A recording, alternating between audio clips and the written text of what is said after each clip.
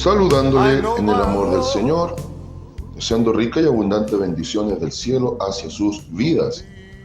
Ha llegado la hora de compartir el devocional, el pancito diario de vida que tanto bien hace a nuestras almas. Hoy iniciamos nuestra serie, un tema en 3 partes. Esta es nuestra sección que activa nuestra serie de la semana. Un tema en 3 partes. Y el título de la temática de estos 3 días es muy sencillo: el perdón. ¡Wow! El perdón. Pero detrás de esta pequeña palabra se encierra todo un mundo de posibilidades que vamos a empezar a estudiar e indagar. Y hoy corresponde meditar bajo el título El perdón de nuestros pecados.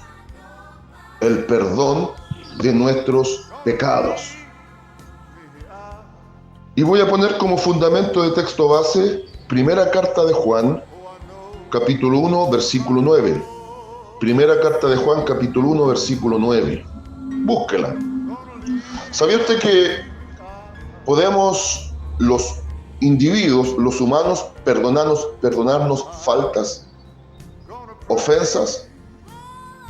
En el Padre Nuestro de San Mateo 6, de San Lucas 11, aparece en la oración ideal, el modelo de oración que enseña el Señor Jesucristo: perdona nuestras ofensas, así como también nosotros perdonamos a nuestros deudores. Entonces, Dios es el único que perdona pecados, las graves ofensas, pero nosotros perdonamos a alguien que nos ofendió, a alguien que nos dañó, a alguien que nos perjudicó. ¿Bien? Pero los pecados los perdona Dios. Entonces, hoy, en Perdonando Pecados, vamos a leer Primera Carta de Juan, capítulo 1, versículo 9, y su palabra dice así: si confesamos nuestros pecados, Él es fiel y justo para perdonar nuestros pecados y limpiarnos de toda maldad. Amén. Extraordinario.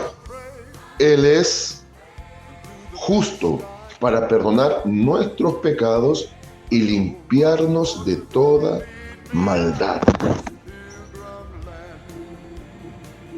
He dicho muchas veces que este es un texto que aplica a la iglesia. Por supuesto que sí. Este es un texto puntualmente para la iglesia. Y después aparece la idea de Jesucristo como abogado, obviamente para la iglesia. ¿Por qué lo digo? Porque el Señor Jesucristo no puede ser abogado de alguien que no ha sido perdonado. Aún así, Él está ahí como el intercesor perfecto, también pidiendo anticipadamente por aquellos que han de ser salvos. Eso es indiscutible. Sin embargo, igual en algunos aspectos fundamentales aplica en general para iglesia y para no creyente. ¿Por qué? Porque si no hay perdón de pecados de parte de Dios, no hay salvación efectiva, no existe un nuevo nacimiento consecuente, ni tampoco una seguridad de salvación, ni tampoco existiría realmente en contexto una iglesia, individuos que conforman la iglesia y todo el sustento del plan de salvación. Pero mire que aquí el Señor es claro en lo que pone en su palabra. Primero pone una condición, pone una ejecución y pone un resultado. Le explico. ¿Cuál es la condición? Si confesamos. ¿Cuál es la ejecución? Perdonar. ¿Y cuál es el resultado? Limpieza. Para que seamos perdonados por Dios de nuestros pecados, que es lo que va a activar e iniciar todo, tenemos primero que ir al acto de la confesión. Y por favor, no se equivoquen ni me malentiendan. No estoy apoyando la moción católica apostólica romana, la idea perversa y herética de ir a confesar pecados delante de otro pecador. Porque fui claro al principio, en la introducción básica, antes de entrar en la temática, fui claro. Solo Dios es el que perdona pecados. Es imposible que un pecador perdone a otro pecador, porque no podía morir un pecador por otro pecador en la cruz. Por eso el que está facultado para perdonar pecados es Dios, porque su propio Hijo, el que fue enviado, y él vino voluntariamente a la cruz, facultó todo esto. El Hijo de Dios, todo hombre y todo Dios, muere en nuestro lugar. Y ahora a través de ese sacrificio, donde la ira de Dios y el juicio de Dios recaen en él, somos perdonados en nuestros pecados. Pero cuando por la fe creemos en la suficiencia de ese sacrificio y de esa víctima. Y cuando confesamos, cuando declaramos, cuando emitimos un clamor en grito angustioso pidiendo perdón de pecados, diciendo: Señor, yo te he fallado, Señor, yo he pecado. Y cuando vamos delante de su presencia en arrepentimiento genuino. No puede haber confesión de pecados si no hay un arrepentimiento genuino. Y si no hay un arrepentimiento genuino, porque el Espíritu de Dios, según el contexto de San Juan 16, no nos ha convencido de pecado, justicia y juicio. Al arrepentimiento va a venir el genuino perdón de pecados, en un genuino arrepentimiento, y va a venir lo que se llama la conversión. Cuando todo es genuino, viene el nuevo nacimiento. Ahora, ¿el creyente necesita que sus pecados le sean perdonados? Aquí entramos en una temática bien interesante, porque ya hemos estudiado y hemos visto que en el mismo versículo, en el mismo pasaje, no en el mismo versículo de San Juan,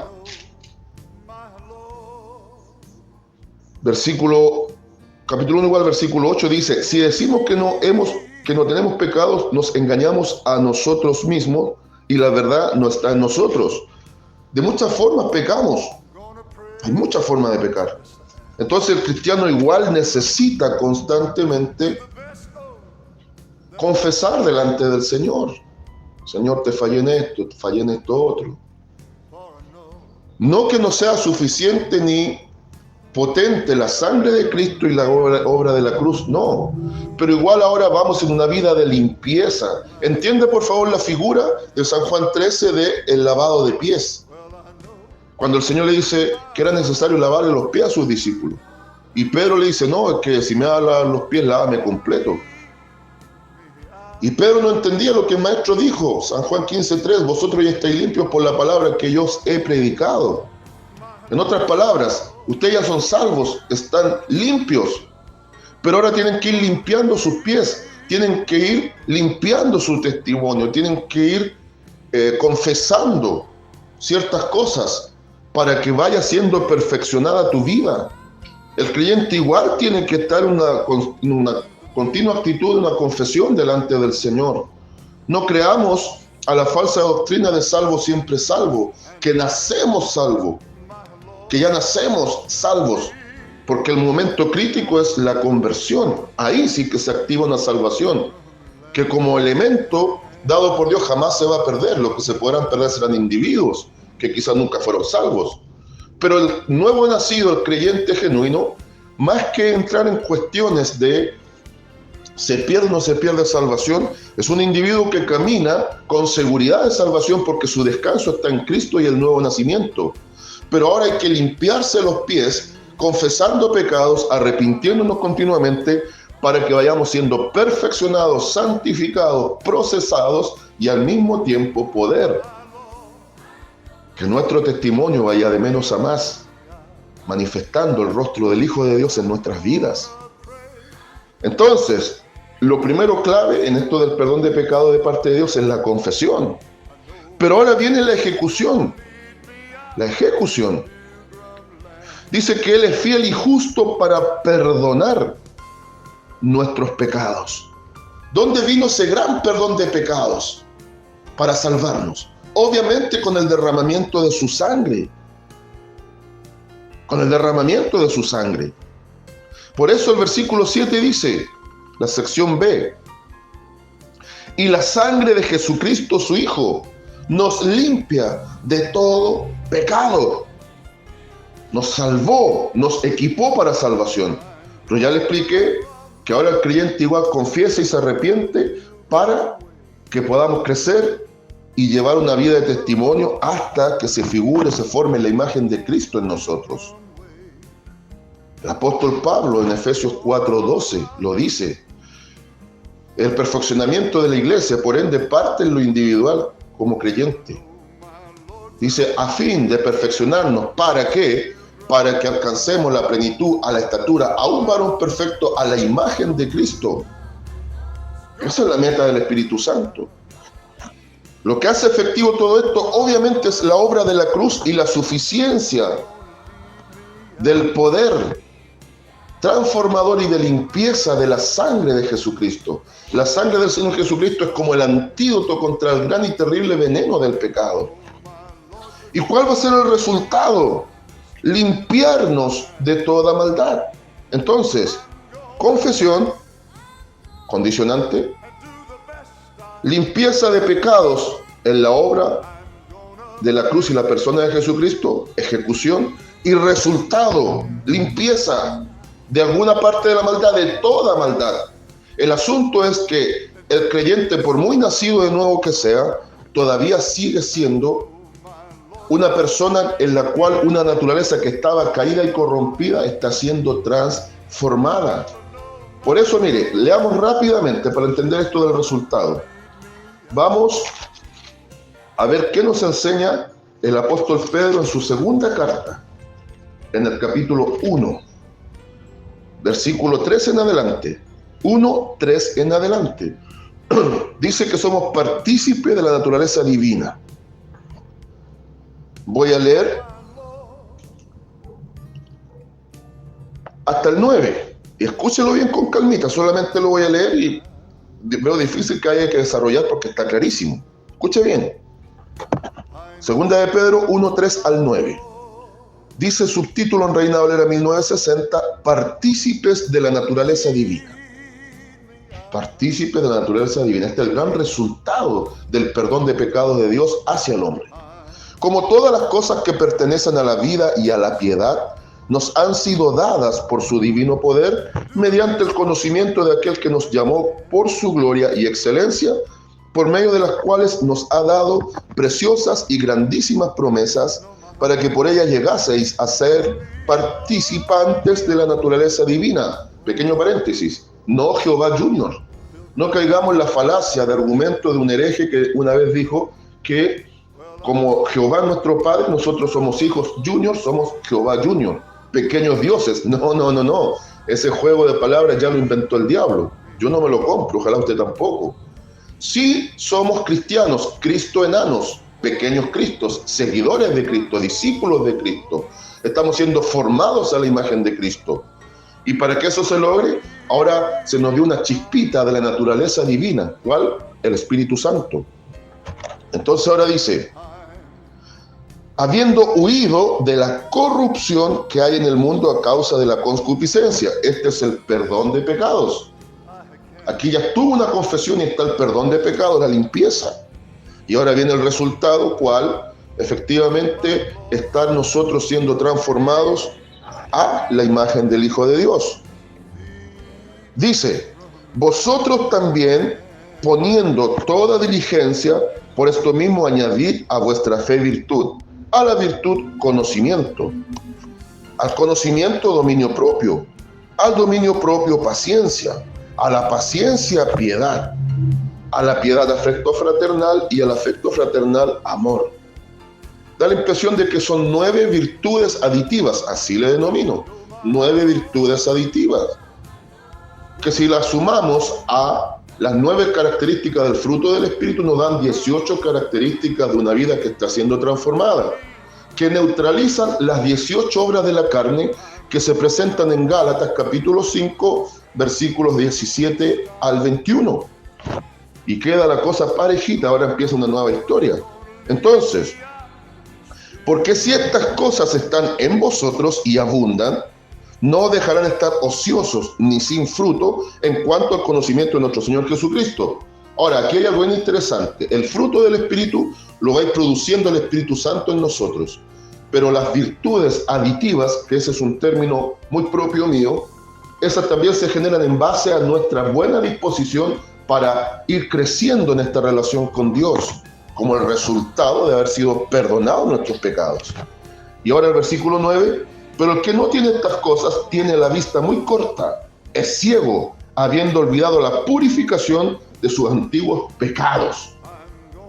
Es decir, el cristiano carnal, es decir, aquel que no está en un compromiso de crecimiento con Dios. Ese que no ha entendido que tienen que ser lavados sus pies, que tiene que purificar su vida de santidad para un buen testimonio, para ser testigos presenciales de la gloria de Dios y para que el mundo a través nuestro vea al Señor Jesucristo. Oiga, si esa es una de las grandes metas del Espíritu Santo, que podamos reflejar a Cristo y que el mundo vea a Cristo en nosotros. Entonces, un pequeño resumen, conclusión, consejo y consigna. Pequeño resumen. El perdón de pecados se activa primero en base a un arrepentimiento genuino que trae convicción por medio de la fe. El que va a hacer la obra es el Espíritu Santo usando la palabra. Entramos en calidad de salvos. Hemos nacido de nuevo. ¿Gracias a qué? A la ejecución, la obra que fue hecha en la cruz. Y el poder de la sangre de Jesucristo es la que nos limpia de todo pecado. Ahora estamos en situación ya de perdonados como creyentes. Pero ahora el creyente continuamente igual debe confesar situaciones, errores, caídas, pecados, faltas delante de Dios, ya no para pensar si somos salvos nuevamente, sino para ser cada vez más purificados y limpiados en nuestra vida y nuestro testimonio para que el Espíritu Santo figure en nueva naturaleza la imagen del Señor Jesucristo en nosotros. Conclusión. Es clave la confesión de pecados para una limpieza como corresponde. Consejo. La Biblia enseña claramente que el cristiano debe vivir acorde al perdón de Dios. Porque voy a dejar el enlace para el devocional de mañana. Dios ya te perdonó. ¿Tú te perdonaste a ti mismo? Consigna y lema para el día de hoy. Dios ha perdonado nuestros pecados y nos ha dado nueva vida. Saludos de paz, amor y bendición desde Longaví a cada uno de ustedes.